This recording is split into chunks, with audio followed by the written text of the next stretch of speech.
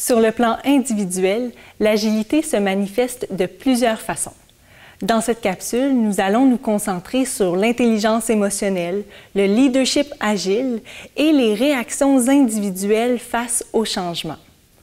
Les professeurs Marie-Hélène Gilbert et Charles Baron vont tout d'abord souligner en quoi l'intelligence émotionnelle est une habileté importante à développer pour chaque personne et ce, au travail comme dans la vie personnelle.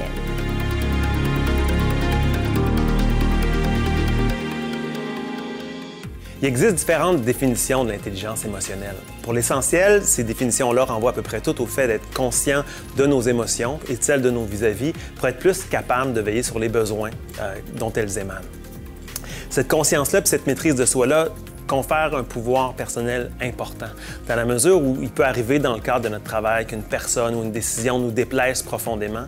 Et si je peux éviter de démoniser l'autre, de lui en vouloir ou de me replier sur moi en disant « c'est ça, d'abord, oubliez-moi, je suis plus avec vous », on réussit à rester engagé, à essayer de voir c'est quoi les besoins qui sont en cause, qui m'importent, mes besoins puis les besoins de l'autre, puis essayer de voir comment c'est possible de les concilier. En fait, l'agilité qui est conférée par l'intelligence émotionnelle ressemble un peu à la pratique du surf. Ça implique de tirer le maximum des résistances qu'on rencontre pour avancer avec agilité puis créativité. L'intelligence émotionnelle est composée de 4 différentes dimensions. Premièrement, la conscience de soi, donc avoir conscience de ses propres émotions, de ses forces, de ses vulnérabilités. Deuxièmement, la gestion de soi, donc être en mesure de gérer ces émotions-là, puis de faire face à nos difficultés, puis d'en prendre conscience pour mieux s'ajuster. Troisièmement, c'est la conscience des autres, donc notamment en faisant preuve d'empathie, on est en mesure d'avoir conscience de leurs enjeux, de leurs besoins également. Et quatrième dimension qui est liée à la gestion des relations, qui correspond à la capacité à entretenir des bonnes relations avec les autres, notamment à gérer les conflits avec eux. Le fait d'être en mesure de faire preuve d'intelligence émotionnelle nous amène à être davantage agile parce qu'elle nous permet d'agir de façon plus efficace, de façon plus stratégique dans nos relations.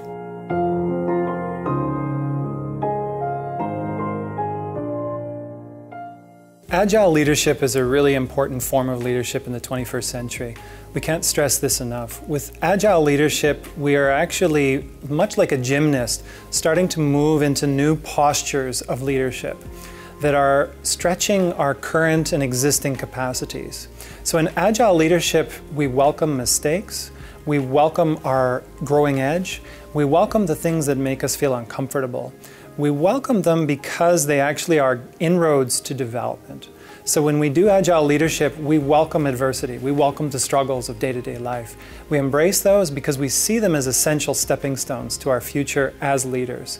And I think that agile leadership is a very promising area of research because it's in our current time, we don't have time to always think from research or think from proven solutions. Sometimes we have to actually invent things on the spot because we don't know.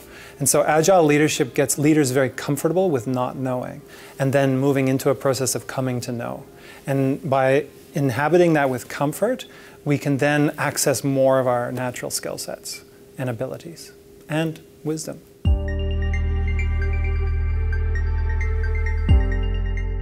Il existe plusieurs modèles théoriques qui tentent d'expliquer les différentes habiletés que doivent maîtriser les leaders agiles. Le modèle élaboré à partir des années 1980 par Robert Quinn est réputé pour être à la fois simple à comprendre, mais sans pour autant ignorer la complexité inhérente au rôle de gestionnaire. Ce qui est intéressant dans le modèle de Quinn, c'est qu'il tient compte à la fois de la complexité et des différents paradoxes liés aux différents rôles d'un gestionnaire. Il présente 8 différents rôles ainsi que 24 compétences d'un gestionnaire efficace. Ce modèle est composé de 4 cadrans impliquant 2 axes. L'axe horizontal représente les habiletés de gestion davantage orientées vers l'interne de l'équipe et les habiletés de gestion qui sont davantage orientées vers l'externe de l'équipe, à notre droite. L'axe vertical, quant à lui, représente les habiletés de gestion davantage orientées vers la flexibilité, donc vers le haut, et celles qui sont davantage orientées vers la stabilité et le contrôle, vers le bas. Chaque cadran présente 2 différents rôles. Pour ce qui est du cadran lié au développement des personnes, alors un gestionnaire efficace va mettre l'accent sur les rôles de mentor, donc le fait de se connaître soi-même, de connaître les autres pour être en mesure de mieux les développer par la suite, donc mieux les coacher. Et le rôle de facilitateur, qui est le fait de bien gérer son équipe, donc la dynamique interne de l'équipe, notamment de gérer les conflits à l'interne de l'équipe. Le deuxième cadran est lié à l'intégration ou la normalisation. Donc, pour être efficace, un bon gestionnaire va favoriser l'adoption d'un rôle de contrôle. Donc, contrôle des processus internes, de l'information également. Il y a aussi le rôle de coordonnateur qui est lié à la gestion des projets et à la gestion de la diversité. Donc, ce cadran-là est vraiment lié ou a pour but de favoriser la stabilité et la continuité. Le troisième cadran est lié à la maximisation des résultats, des profits aussi. Donc, un leader qui est efficace va mettre davantage l'accent sur l'exercice d'un rôle de direction. Donc, être en mesure de donner des objectifs clairs, de faire part d'une vision qui est intéressante et mobilisante. Et également un rôle de production, donc lié à la gestion du temps, à l'efficacité, à la gestion du stress aussi. Donc, ce cadran-là est vraiment orienté vers l'efficacité et la productivité. Le dernier cadran réfère à l'adaptation au changement. Donc, un leader efficace va mettre l'accent sur le rôle d'innovation qui est lié à la créativité, à la gestion de changement et au rôle de négociation, où est-ce qu'il va créer différents partenariats, donc il va servir d'agent de liaison et également va gérer les jeux de pouvoir organisationnels. Ces différents cadrans ne sont pas mutuellement exclusifs, mais sont plutôt complémentaires, ce qui veut dire qu'un bon gestionnaire se doit de naviguer à travers les différents cadrans, à travers les différentes compétences en fonction des situations qu'il rencontre. Donc, il doit avoir cette complexité comportementale, donc cette habileté à ajuster son approche en fonction des situations. Ce modèle-là est également lié au leadership transactionnel, donc davantage les cadrans du bas du modèle, liés à la direction et au suivi, et également au leadership transformationnel pour les cadrans du haut, qui font davantage référence à la flexibilité des gens. Le modèle du Competing Values Framework de Quinn se distingue des autres modèles par l'accent qui est mis sur la notion de paradoxe. On peut effectivement constater qu'il y a des paradoxes dans son modèle, comme il y en a dans la gestion.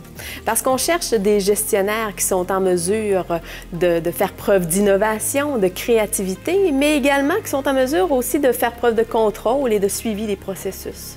Un gestionnaire efficace se doit d'être orienté vers les gens, de faciliter un bon climat de travail, mais également de favoriser la productivité et l'atteinte des objectifs.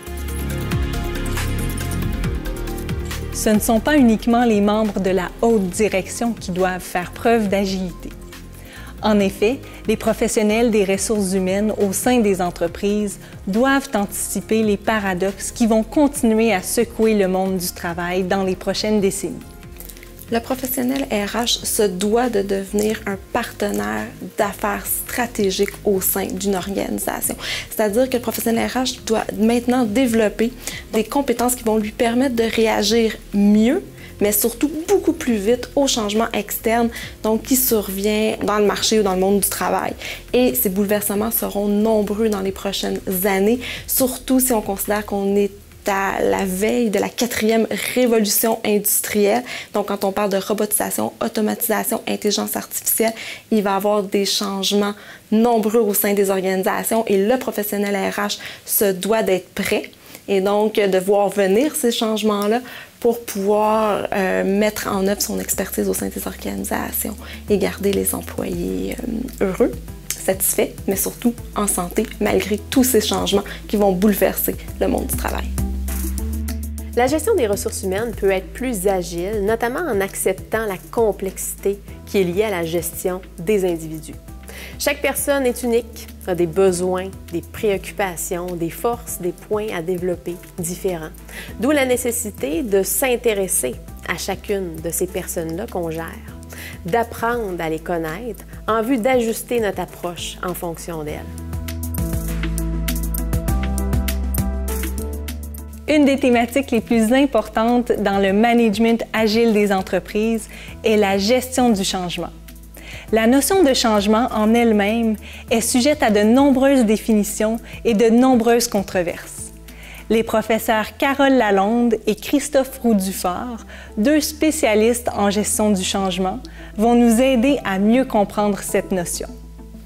Première observation, je crois qu'il faut vraiment reconnaître que nous, êtres humains, sommes tous sauf prompts au changement. Nous aimons plutôt ce qui est stable, nous aimons plutôt ce qui est routinier, nous aimons plutôt ce qui se répète, nous aimons plutôt un confort répétitif qu'un changement qui tout d'un coup va perturber certains équilibres. Donc, première chose à dire, le changement, c'est pas quelque chose de simple.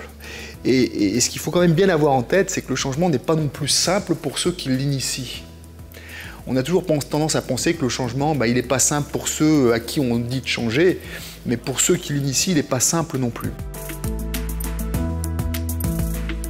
Le concept de résistance, c'est sans doute le concept le plus utilisé dans le domaine de la gestion du changement et celui qui amène le plus de division, en quelque sorte. Alors, vous avez d'un côté les chercheurs qui en contestent la validité et vous avez également les praticiens qui ne cessent de l'utiliser à chaque fois qu'ils veulent implanter un changement. Alors, personnellement, j'ai tendance à adopter une posture que je qualifierais de pragmatique et de pédagogique ici. Parce que les travaux initiaux relativement à la résistance n'étaient pas un attribut psychologique.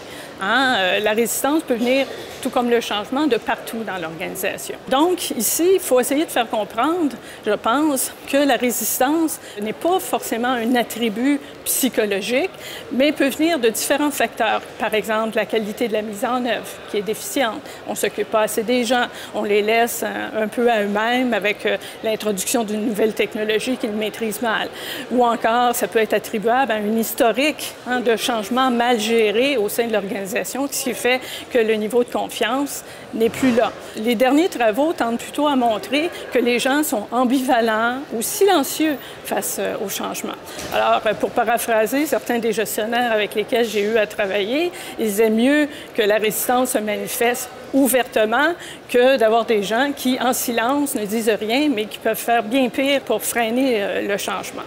Alors donc, ici, on n'a comme pas vraiment le choix d'utiliser, je crois, dans le domaine de l'enseignement et même de la recherche, pour faire avancer un peu notre connaissance sur qu'est-ce qui explique les facteurs de résistance au changement dans une organisation. Mais il faut aussi en nuancer l'application ou la compréhension.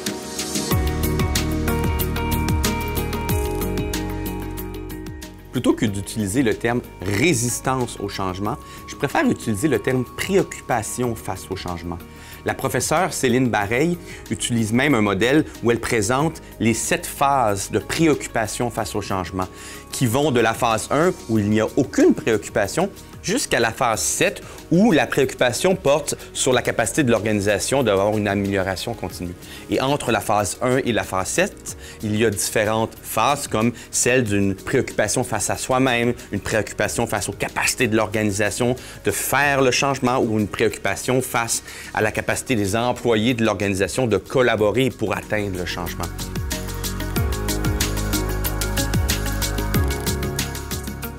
Le concept de résilience est un concept qui a été rendu populaire, surtout par les travaux de Boris Cyrulnik, qui est un psychiatre français, qui lui-même a subi des traumatismes dans son enfance, ses parents étant décédés lors de la Deuxième Guerre mondiale. Et ce concept-là, donc, a été popularisé, comme je le disais, pour expliquer comment des jeunes, des enfants, avaient en eux cette force ou cette capacité de rebondir et de même faire des carrières, comme d'ailleurs Boris Cyrulnik s'est servi un peu de ses traumatismes pour bâtir une carrière scientifique qui est quand même assez intéressante. Maintenant, dans le domaine du changement, comme je le disais, ce concept-là n'a pas nécessairement été vraiment utilisé. Il y a d'autres concepts qui ont été utilisés, mais ça pourrait être intéressant d'investiguer la question dans la mesure où peut-être certains des individus vivent les changements de façon plutôt difficile. Il y a toujours ce risque de faire attention, de bien utiliser le concept, d'autant plus que certains chercheurs ont un peu contesté l'idée de résilience parce que souvent, lorsque les enfants deviennent adultes, il y a comme une réminiscence qui s'opère et ce qui n'a pas été vécu dans la jeune enfance peut être vécu un peu plus tard. Alors donc, vous voyez, la résilience n'est pas un mot passe-partout là, qui symbolise forcément une force absolue de rebondir et d'être heureux, mais il y a quand même, c'est ça, certaines nuances qu'il faut appliquer au concept. De nombreuses théories tentent de cerner le concept de changement. Ces dernières années, la théorie U, d'abord proposée par Otto Scharmer, gagne en popularité. Le professeur Olin Gunnlaugson s'intéresse tout particulièrement à cette nouvelle théorie et surtout à son lien avec le leadership. Theory U is a new emerging leadership methodology that deals with change. What's exciting about Theory U is that it opens for leaders the interior dimension of leadership in a way that is very practical. So in Theory U, we learn from what's described as the emerging future. We go through a U-shaped process that involves taking a deep dive into the inner states of being and uncovering, opening our mind, opening our heart, and opening our will so that we can access the deeper creative source of where change is originating from. So Theory U is actually introducing something quite revolutionary. It's opening us to the possibility of learning from the emerging future as it emerges. That key distinction is something that's new to learning methodologies and hasn't been taken seriously until recent years. And so Theory U has tremendous promise for groups, organizations, communities by helping them get in touch with where our emerging future is actually happening and how do we shape and create that.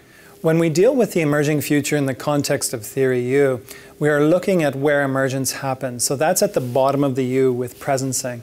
And with presencing, we start to make contact with the future as we sense it, as we intuit it. And this then opens us into a process as we move back up the U in towards catalyzing and actually prototyping the emerging future in projects, in actual day-to-dayness. And so there's a challenge for leaders when we move back up the U because what's happening there is we lose a little bit of the deeper contact that we have with what's called presencing. That's traditionally where there's an edge for leaders. But one of the challenges is how to bridge ourselves to that creative place and keep that active as we move into projects. How do we keep ourselves in touch with that creativity, that nourishing, inspiring source? It turns out that Theory U is very useful across a lot of different applications. Communities, organizations, even entire countries are using this methodology and working with it in a way to bring about desired change. On a more micro level, I'll look at the example of leadership coaching. In leadership coaching, you can engage with Theory U, the practices, to help your coachee begin to access their latent potential. So it turns out Theory U is really useful at helping clients, coaches, coachees access that deeper potential and begin to work with it in a way that is tangible. So in a coaching context, if you have a change project that you're trying to work on as a leader and you have a coach working with you, Theory U is very useful because it turns out that that change process will need some guidance at some level. So when we're doing change, we're in the dark, we're in a place of unknowing. And so Theory U gives us a language that starts to open up a pathway forward. And so it helps us move into that territory we didn't traditionally have a language for in business. And by making that territory more visible, more experiential, leaders can then engage the change process more effectively.